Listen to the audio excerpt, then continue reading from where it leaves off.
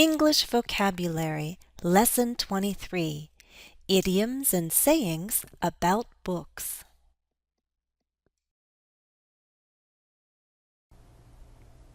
One of my dreams is finally coming true.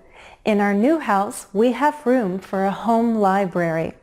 Seeing all of the books out of the boxes and on the shelves helps me recall that there are a lot of expressions in English related to books and reading. Would you like to learn some? Then let's get started.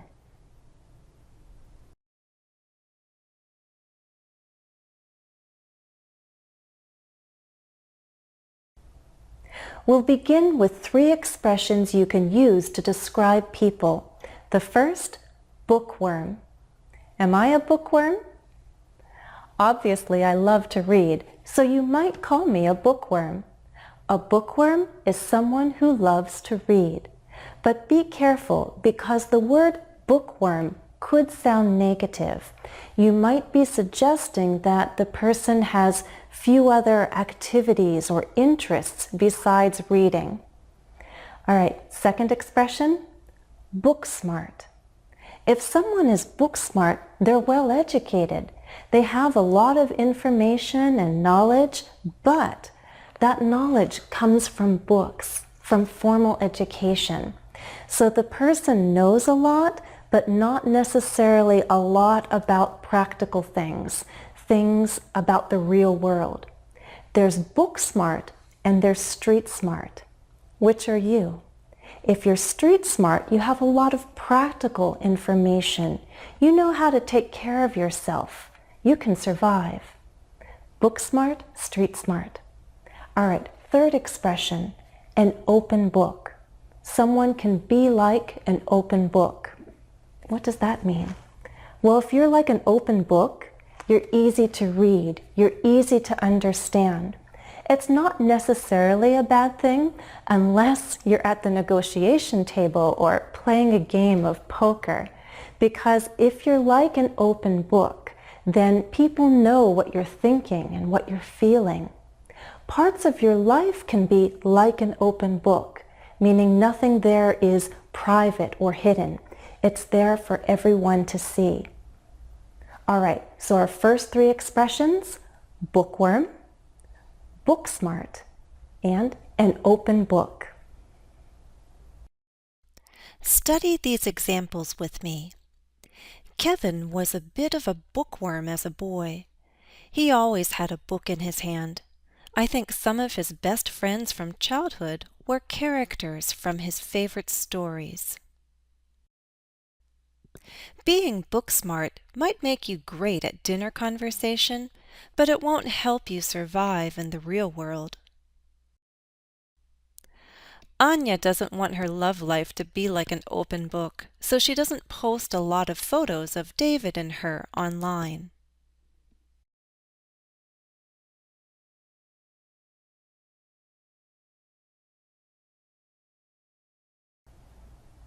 Now let's learn 2 expressions that convey some kind of action.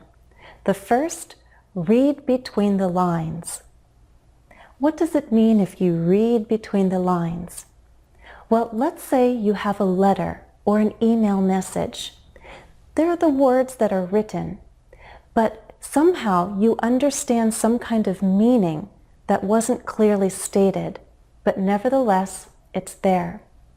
Or you look at a situation and you hear the words that people are saying, but there's something else that's left unsaid, but you understand it.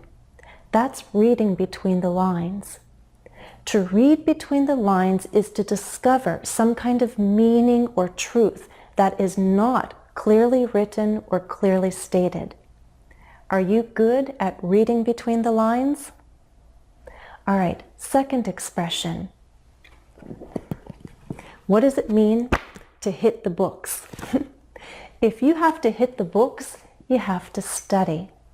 So if you have a course or an important test, you need to hit the books. So our 2 expressions that convey an action are read between the lines and hit the books. Study these examples with me. My manager might not have said that the company was in trouble, but I could read between the lines. Sales have been down this quarter, and the company stopped hiring new people. I should head home now and hit the books.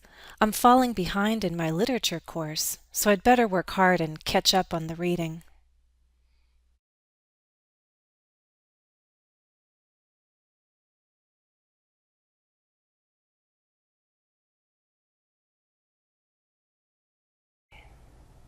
Our last two expressions are full statements. The first, you can't judge a book by its cover, or don't judge a book by its cover. Have you heard people say this? It means don't judge people by their appearance. You can't just pick up a book, look at the cover and say, that's not good, it's not interesting. You have to open up the book, look at it, read it, consider it, and then judge it.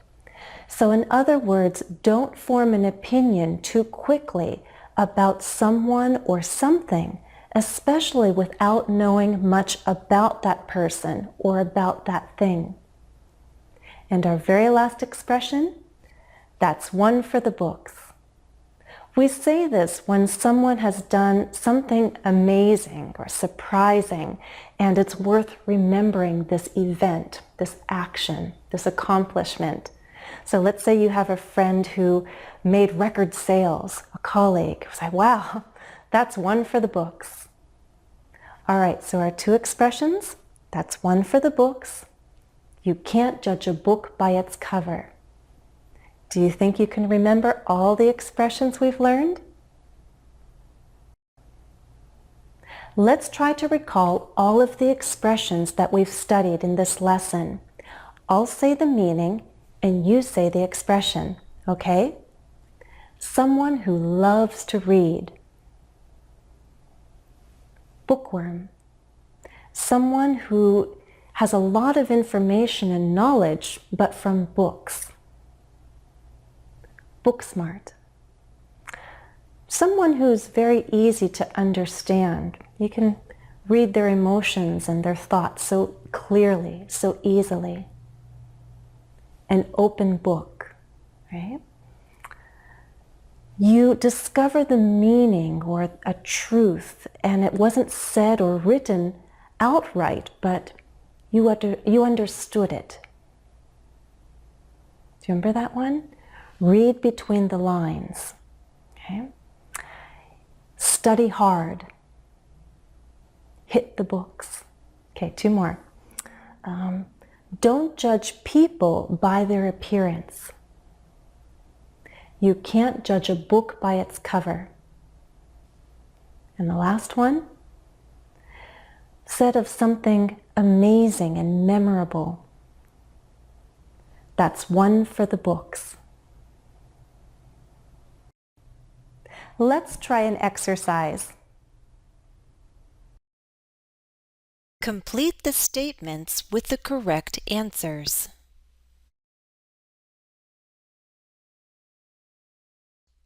1. Read the statement to yourself, and then I'll tell you the answer.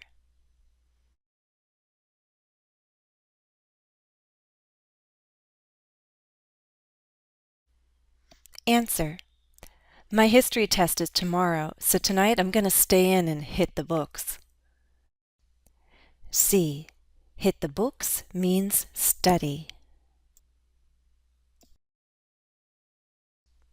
2.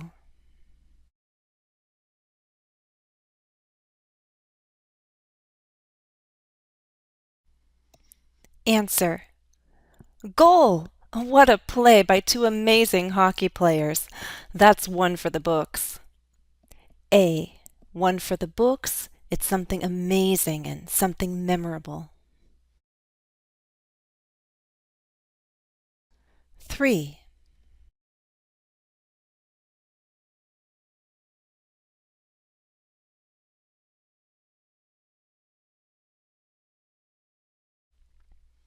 Answer. While Michael kept to himself and rarely shared details about his personal life, his sister's entire life was an open book. Kelly posted photos and updates online every day. C. An open book. Everything's open, nothing's hidden or private. 4.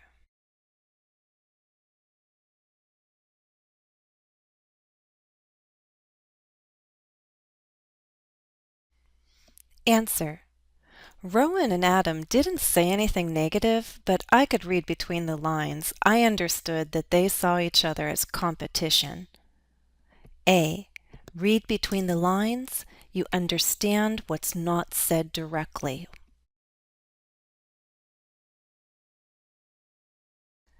5.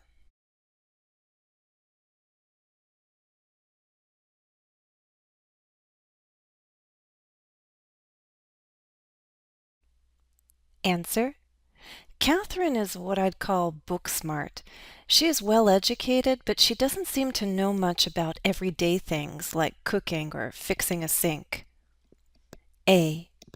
Book smart, meaning smart from books and formal education, not knowing much about the real world and practical things.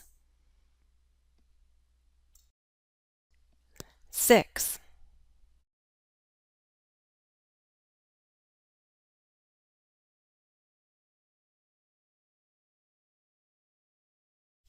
Answer. Nicole is a real bookworm. She spends a lot of time reading and looking for new books at the library. B. Bookworm is someone who loves to read. 7.